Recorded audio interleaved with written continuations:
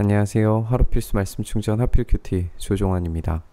오늘 함께 나눌 하나님 말씀은 출애굽기 16장 1절에서 21절까지 말씀입니다. 이스라엘 자손의 온 회중이 엘림에서 떠나서 엘림과 시내산 사이에 있는 신광야에 이르게 됩니다. 이집트 땅에서 나온 뒤 둘째 달 보름이 되던 날이었다라고 이렇게 기록하고 있어요. 출애굽의 시점이 첫째 달 15일이었다는 것을 생각을 해보면 지금 딱 한 달 지난 시점입니다. 이 한 달 지난 시점에 지금 먹을 양식이 없어서 원망을 하기 시작을 한 거예요. 여기서 이제 온 회중이 그 광야에서 원망했다라고 하는 이 표현이 좀 의미심장합니다. 그들은 구원을 받았고 그리고 물 없음을 해결받았고 그렇게 채우심을 계속해서 이 한 달여간의 여정 가운데에서 경험했지만 그들은 이 감사보다도 원망이 가득한 사람들이었어요. 이스라엘 자손이 그들에게 이제 항의를 하는데 차라리 우리가 이집트 땅 거기 고기 가마 곁에 앉아 배불리 음식을 먹던 그때에 누가 우리를 주님의 손에 넘겨주어서 죽게 했더라면 더 좋을 뻔하였습니다. 그런데 당신들은 지금 우리를 이 광야로 끌고 나와서 이 모든 회중을 다 굶어 죽게 하고 있습니다. 라고 이야기하고 있어요. 우리가 한번 생각을 해보죠. 이집트 땅에서 고기가마 곁에서 배불리 음식을 먹을 수 있었을까요? 노예로 부리는 사람들에게 고기를 풍족하게 주는 그런 곳이었다면 그들이 하나님께 고통에 차서 부르짖는 일들은 벌어지지 않았었을 거예요. 그러니까 이것은 명백하게 과장된 어법이고 거짓말입니다.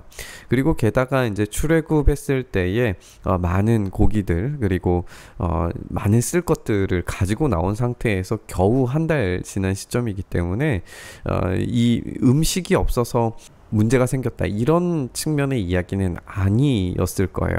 그렇다면은 이 원망의 이유 또 근거는 무엇이냐 하면 이들이 지금 약속의 땅으로 들어갔을 때에 자기들이 가지고 온 뭐 소나 양이나 이런 것들이 이제 기본적인 재산이 되었을 텐데 그것을 희생하고 먹는 것이 굉장히 아까웠던 거예요.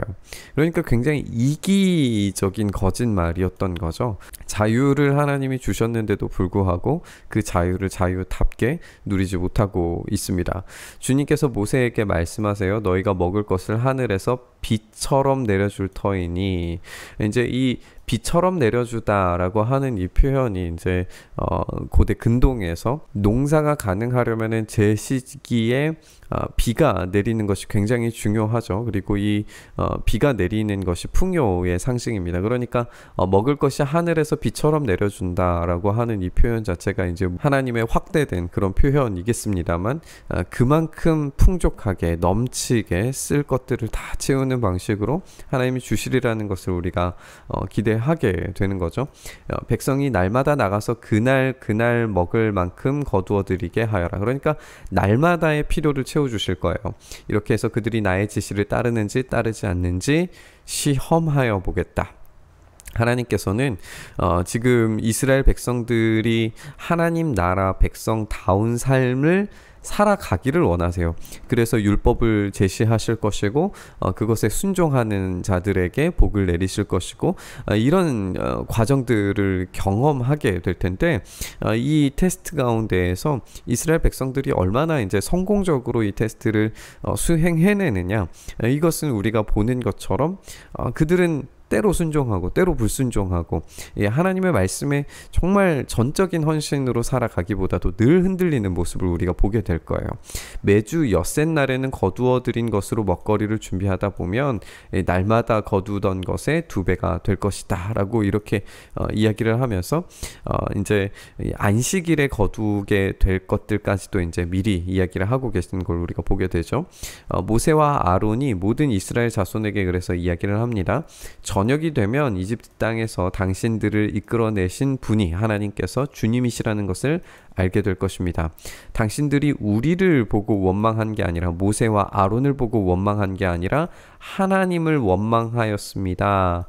하나님께서 당신들이 주님을 원망하는 소리를 들으셨습니다. 이제 아침이 되면 당신들이 주님의 영광을 보게 될 것입니다. 우리가 무엇이라고 당신들이 우리를 보고 원망하십니까? 라고 이렇게 이야기를 하고 있어요. 이제 저녁에는 먹을 것이 채워지겠지만 아침이 되면은 주님의 영광을 보게 될 것이다 라는 말도 굉장히 의미심장하게 보이는 것 같아요. 또 모세가 이어서 이야기를 합니다. 주님께서 저녁에는 당신들에게 먹을 고기를 주시고 아침에는 배불리 먹을 빵을 주실 것입니다. 주님께서는 당신들이 주님을 원망하는 소리를 들으셨습니다. 당신들이 하는 원망은 우리에게 하는 것이 아니라 주님께 하는 것입니다. 반복적으로 지금 이야기하고 있는 걸 우리가 읽게 됩니다. 모세가 아론에게 이제 이야기를 해요.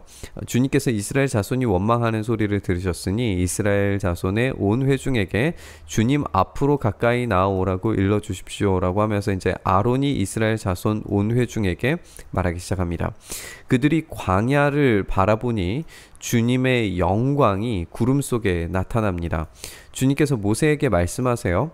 나는 이스라엘 자손이 원망하는 소리를 들었다. 너는 그들에게 너희가 저녁이 되면 고기를 먹고 아침에는 빵을 배불리 먹을 것이다. 그렇게 될 때에 너희는 나 주가 너희의 하나님임을 알게 될 것이다 라고 말하여라 라고 지금 이 이야기들을 전달을 하고 있습니다.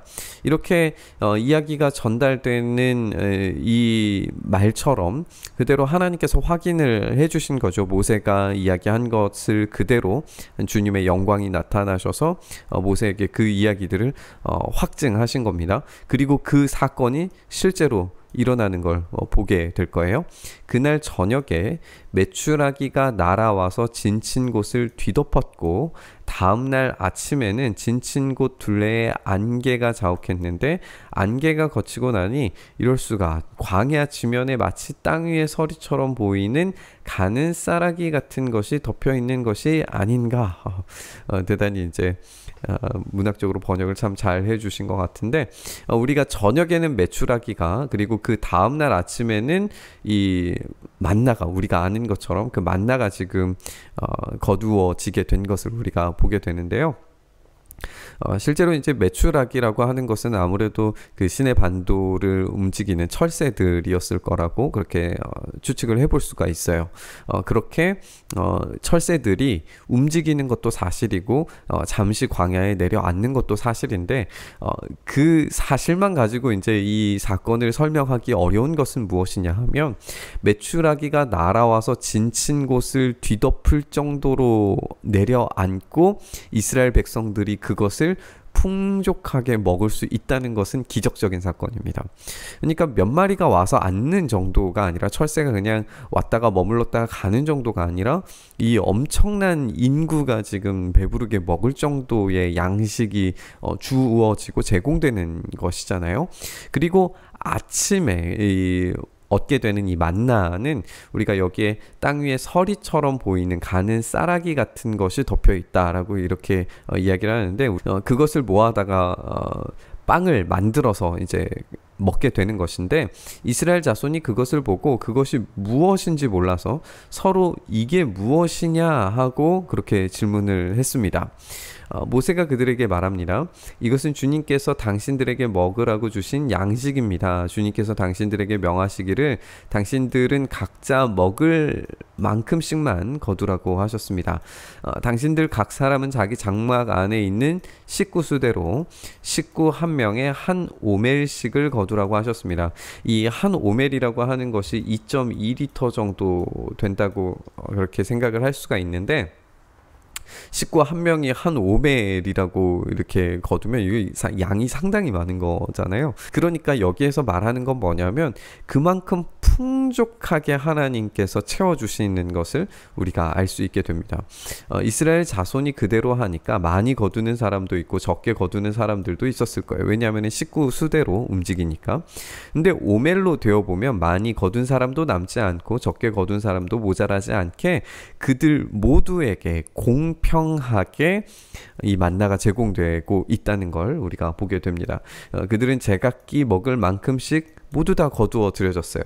이 한 오멜 2.2리터씩의 어떤 시리얼이 매일마다 제공된다고 하면 그 양이 어마어마할 텐데, 그게 한 사람도 부족함이 없이 모두 다 채워지고 있는 것을 우리가 보게 됩니다. 모세가 그들에게 아무도 아침까지 그것을 남겨두지 말라고 했는데, 어떤 사람들은 모세의 말을 듣지 않고 아침까지 그것을 남겨두었어요. 그랬더니 남겨둔 것에서 벌레가 생기고 악취가 풍기게 됩니다. 모세가 그들에게 화를 냅니다. 하나님께서 명령하신 게 있잖아요. 하나님께서 말씀하신 규례와 법도로 치면 그 날에 먹을 것만을 가지고 하루에 모두 다 소비할 것을 말씀하셨는데, 그것을 어기고 불순종하는 이런 모습들을 계속 발견하게 되는 거예요. 어떤 사람들은 순종해서 따라가지만 어떤 사람들은 불순종해서 이런 악취가 나고 벌레가 생기는 것들을 경험하고 있단 말이에요.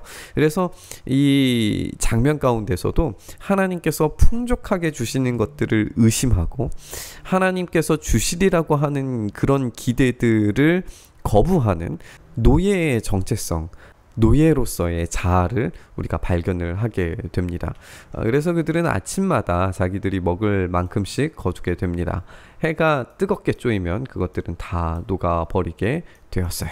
그래서 그들이 먹을 것을 풍족하게 매일마다 공급하시는 하나님의 은혜를 이 광야 가운데에서 누리고 있다는 것을 우리가 보게 됩니다. 우리가 살펴본 것처럼 하나님은 광야에서도 먹을 것을 풍성하게 주시는 분이십니다. 그리고 그것을 매일마다 모든 백성들에게 공평하게 제공하십니다. 하나님께서 우리에게 주시는 그 은혜도 매일마다 매 순간마다 우리에게 필요한 것들을 쓸 만큼 적절하게 주시는 분이시라는 것을 우리가 알게 됩니다. 우리가 광야에서 예전이 좋았다, 죄 짓던 때가 좋았다, 이렇게 살아가지는 않을지라도 오늘 우리에게 주시는 이 일용할 양식들에 대한 감사를 놓치지 않았으면 좋겠어요. 늘 끊임없이 하나님의 일하심에 대해서 불평하고 불만하고 의심하고, 그리고 하나님께 순종하기보다도 내 것을 차지하고 내 것을 부풀리려고 하는 그런 욕심 때문에 그들은 벌레와 악취 나는 삶을 경험할 수 밖에 없었다는 것을 우리가 함께 우리의 삶에 적용하면서, 우리가 너무나 많은 것들을 욕심내면 그 가운데에서 이 벌레 썩음과 그리고 냄새가 나는, 악취가 나는 것처럼 우리의 삶에도 거룩하고 아름다운 것들보다도 벌레 먹고 악취 나는 삶이 될 수 있다는 사실을 우리가 좀 기억해 봤으면 좋겠어요. 우리가 이렇게 이 말씀 묵상하면서 오늘 쓸 것에 만족할 수 있는 삶, 그리고 베풀어 주신 은혜에 감사할 수 있는 삶을 살게 해달라고 말씀 묵상했으면 좋겠습니다. 주님, 그렇게 우리가 주님께서 우리에게 주신 이 놀라운 은혜, 하루하루 베풀어 주시는 이 은혜에 감사와 감격과 기쁨과 은혜에 충만한 찬양들이 넘쳐날 수 있도록 주님 도와주시옵소서. 그렇게 우리의 삶을 붙들어 주셔서 찬양과 감사가 넘치는 인생, 멈추지 않고 매 순간마다 매일마다 경험할 수 있도록 역사하여 주시옵소서. 그렇게 우리 가운데 일하시길 소망하며 우리 주님 예수 그리스도의 이름으로 기도드리옵나이다. 아멘.